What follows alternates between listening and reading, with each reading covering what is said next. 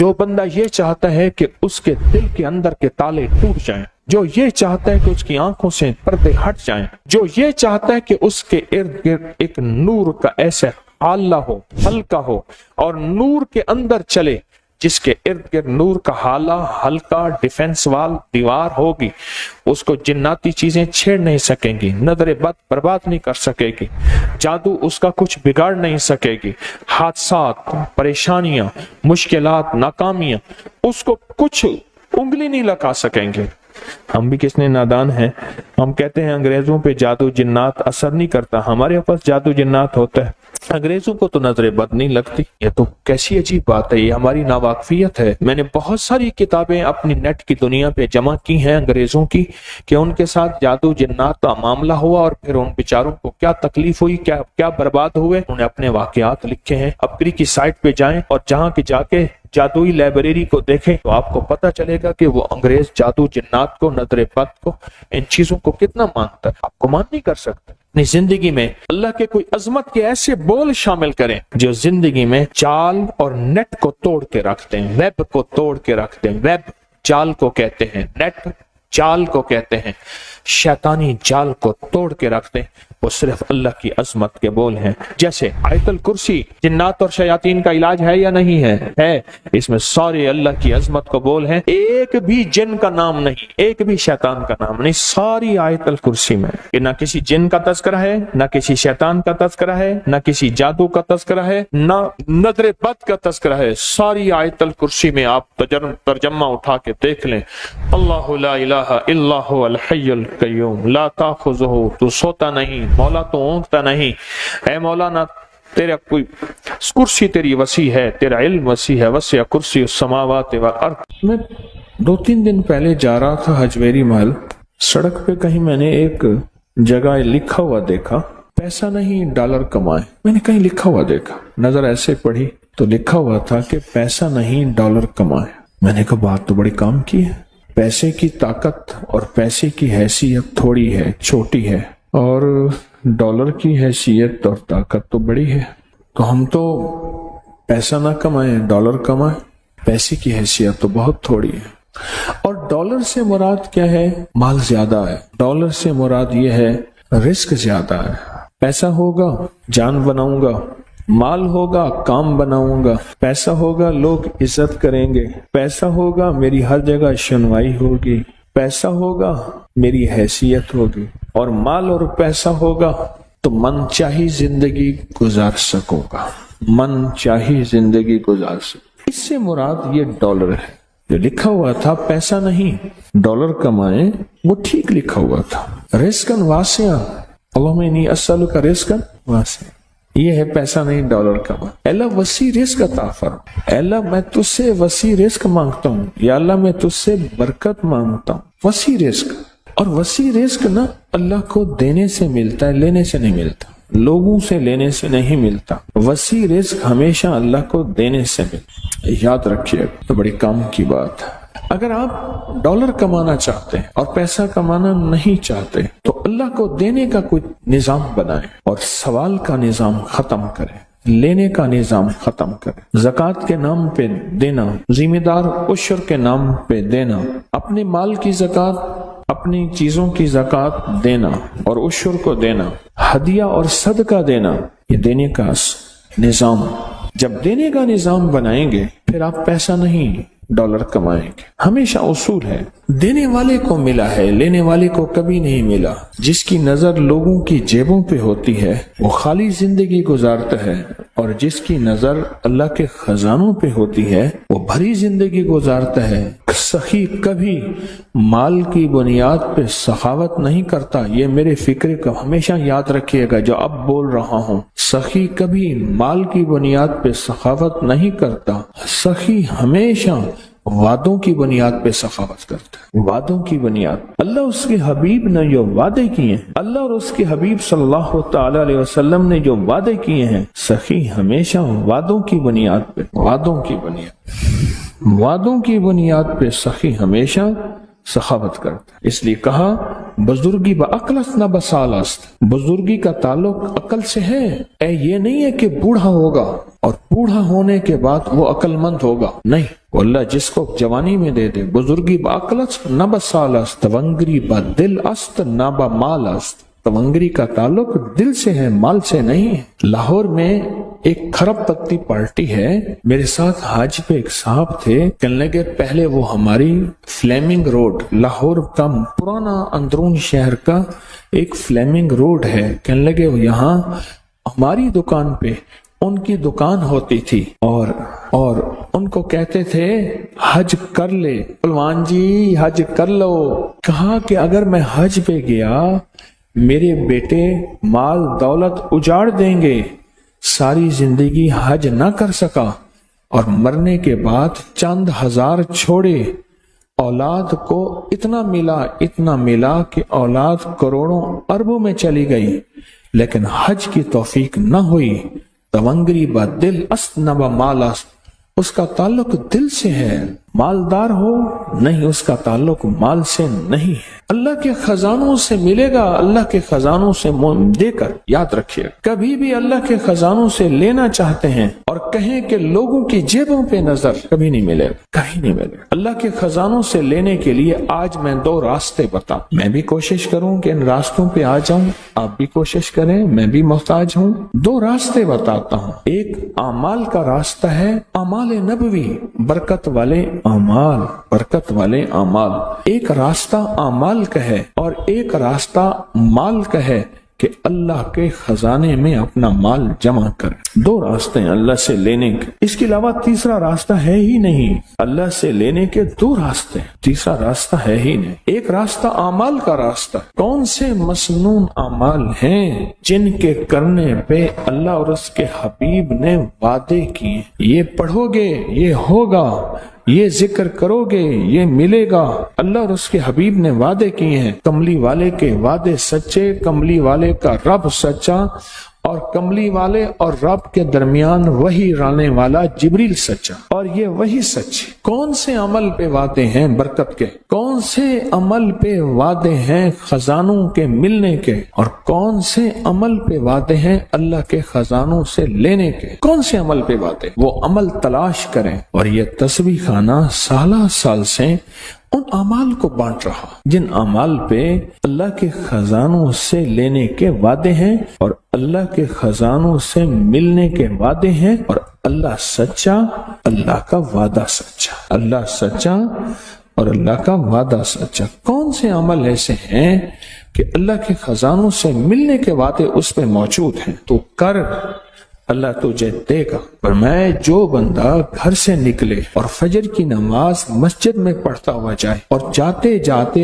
आयतल कुर्सी पढ़े, आयतल कुर्सी पढ़े, जब तक तवंगरी नहीं आएगी अल्लाह मौत नहीं देगा। वादे घर से चल, फजर की नमाज पढ़ता हुआ चल और आयतल कुर्सी पढ़ और पढ़ता जा। कोई तादाद मुकर्रर नहीं है। जब तक अल्लाह तुझे तवंगरी के खजाने नहीं देगा, अल्लाह तुझे तवंगरी की अलामात नहीं देगा, अल्लाह पाक उस वक्त तक तुझे मौत नहीं देगा। हम कूड़े में से, गंद में से, ढेर में से रिस्क तलाश करते हैं, लोहा, लकड़ी, गत्ता चीजें। किसान जमीन में से रिस्क तलाश करता है। और मुझे उस दिन एक साहब आए, कहने लगे मैं सुनार की मिट्टी लेता हूं, उनके दुकान की मिट्टी लेता हूं, और मिट्टी लेकर फिर मैं उसमें से सोना तलाश करता हूं और सोना निकालता हूं। मिट्टी में से रिस्क तलाश करते हैं। क्या वही में रिस्क नहीं है? अल्लाह के अमर में रिस्क नहीं है? अल्लाह के हबीब ने जो रिस्क के खजाने दिए हैं, जो बरकतों के खजाने दिए हैं, जो खैरों के खजाने दिए हैं, उनमें रिस्क कैसे ना मिले? हमने बरकतों को तलाश नहीं किया। फिर अगर किसी को बरकत का जर्रा मिल गया तो फिर हम दूरबीनें लगाते हैं, कहां से आया माल, आ कहां से रहा।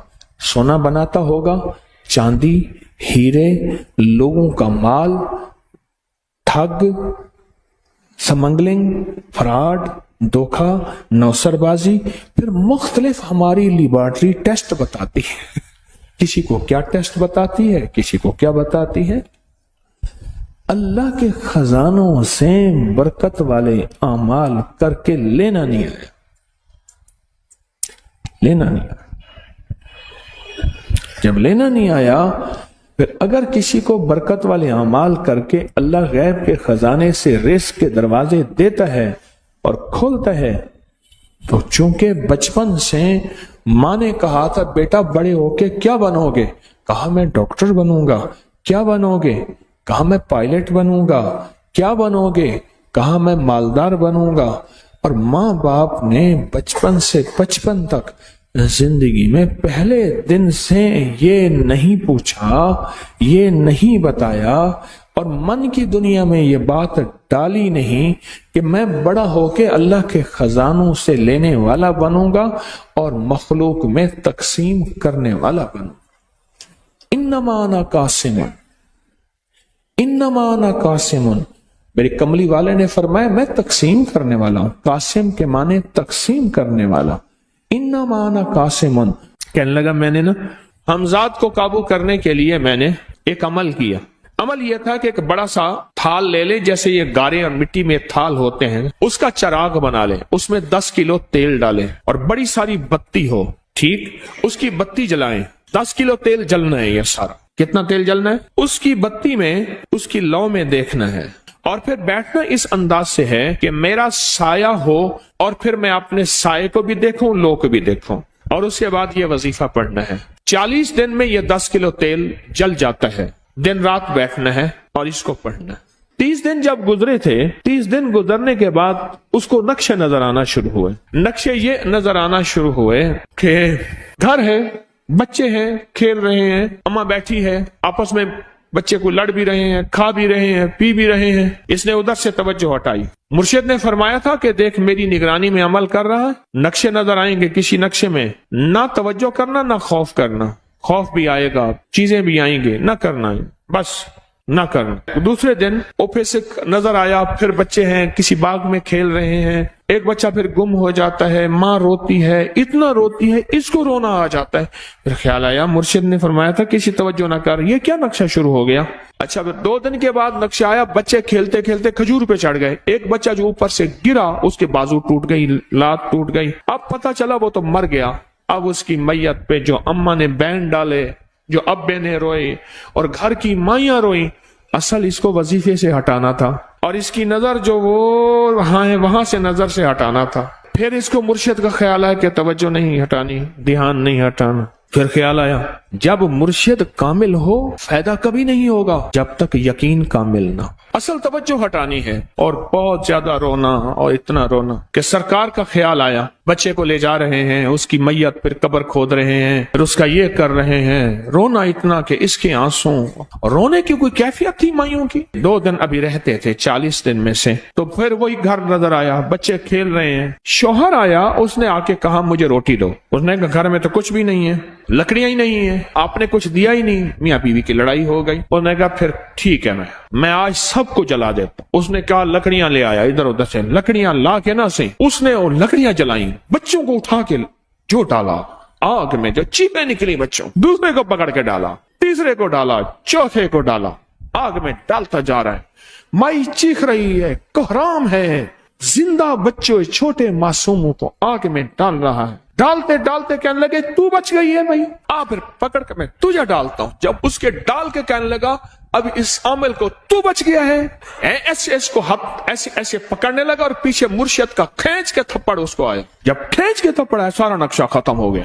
ओहो, कहने लगा ये क्या था। मुर्शिद कामिल ऐसा होवे जरा लूलू दे विच वसे हो, नाल निगाह दे पाक करेंदा, ना साबुन सज्जी धत्ते हो। ये उस वक्त होगा जब यकीन होगा, जब तेरा यकीन कमजोर है। मुर्शिद कामिल है, यकीन कामिल नहीं है, नाकाम रहेगा सारी जिंदगी, थर्मामीटर लगाता रहेगा। कोई कह देगा कि तेरा मुर्शिद 1 नंबर है, वली है, कहा सुभान अल्लाह। कोई कह देगा 2 नंबर है, कहे तौबा तौबा। सारी उम्र इसी जिंदगी में रहेगा, कभी नहीं पा सकेगा। 40 दिन के बाद मुर्शिद की खिदमत में हाजिर हुआ और सारे नक्शे बताए। फरमाया ना बताओ, हम देख रहे थे। علامہ فخر الدین رازی رحمت اللہ علیہ کا مشہور واقعہ ہے، مرید جو ہے آپ کا سینکڑوں میل دور، اور وہ مرید وہ تھا جو ساری عمر اللہ کے وجود کو کہتا رہا کہ اللہ کے وجود کو نہ ماننے والے کہتے تھے کوئی اللہ نہیں ہے، کہاں ہے دکھاؤ، ہر چیز خود بخود بن گئی ہے، خود بخود ختم ہو جائے گی۔ ان کے پاس 100 دلیلیں تھیں، کتنی 100 دلیلیں تھیں، اور آج تک ان کی دلیلوں کو کوئی توڑ نہیں سکا تھا اللہ کے وجود پہ۔ آخری وقت ہے، اور آخری وقت کے اندر ایک دروازہ کھٹکھٹائے کسی نے کہ جناب ایک بزرگ آپ سے ملنے آئے ہیں۔ وہ بزرگ ان کے دوست تھے پرانے، اوہو آپ کا آخری وقت ہے، میں ملنے آیا۔ اور وہ بزرگ نہیں تھا، وہ شیطان کی شکل بن کے آیا تھا۔ اس نے آتے ہی وہ مسئلہ چھیڑ دیا، آج تک اس کی دلیلیں کوئی نہیں توڑ سکا تھا، یہ اس کی دلیل توڑ گیا۔ پہلی دلیل ٹوٹ گئی، اس نے دوسری دی اللہ ہے، اس نے 2 دلیل بھی توڑ دی کہ اللہ نہیں ہے، اس نے تیسری دی اللہ ہے، اس نے وہ اپنے علم کی طاقت وہ دلیل بھی توڑ دی، چوتھی 99 دلیلیں توڑی، ابھی ایک دلیل باقی رہتی ہے، اگر وہ بھی دلیل گئی تو یہ بھی کہتا ہے اللہ نہیں، اور آخری وقت میں رب کے وجود کا انکار کر کے خاتمہ خراب کر کے گیا۔ مرشد وضو فرما رہے تھے، دور کہیں میلوں میلوں دور اللہ نے اپنی طاقت قدرت سے نقشے ہٹائے سامنے سے، اور نقشے ہٹائے کہ تیرا مرید گیا، وہیں سے وضو کا پانی چلو بھر کے زور سے پھینکا، اور کانوں میں آواز آئی کیوں دلیلیں دے رہا ہے، تو نہیں کہتا میں نے اللہ کو بغیر دلیل کے مانا،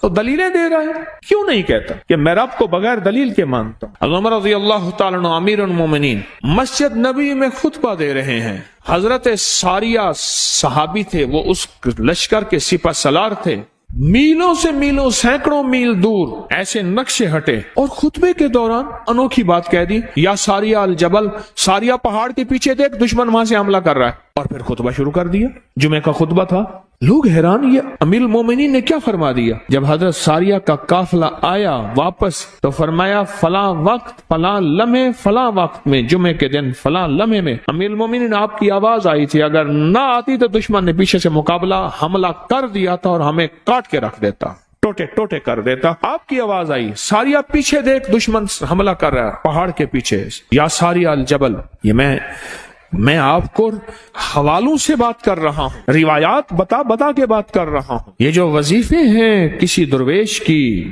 یا کوئی درویش نے جس کو اجازت ہے اس کی اجازت صحیح ہو، ہر بندہ اجازت دینا نہ شروع کر دے، اجازت کے پیچھے نسبتیں چاہیے، ان نسبتوں کی طاقت چاہیے۔ وہ جو اجازت ملتی ہے اس اجازت کے اندر جو تاثیر ہوتی ہے، اس میں جو کمال ہوتا ہے، اس میں جو اندر کی کیفیتیں ہوتی ہیں، اس اجازت سے نسلوں میں تونگری، دولت، رزق، عزت، صحت ایسے بارش کی طرح برستی ہے۔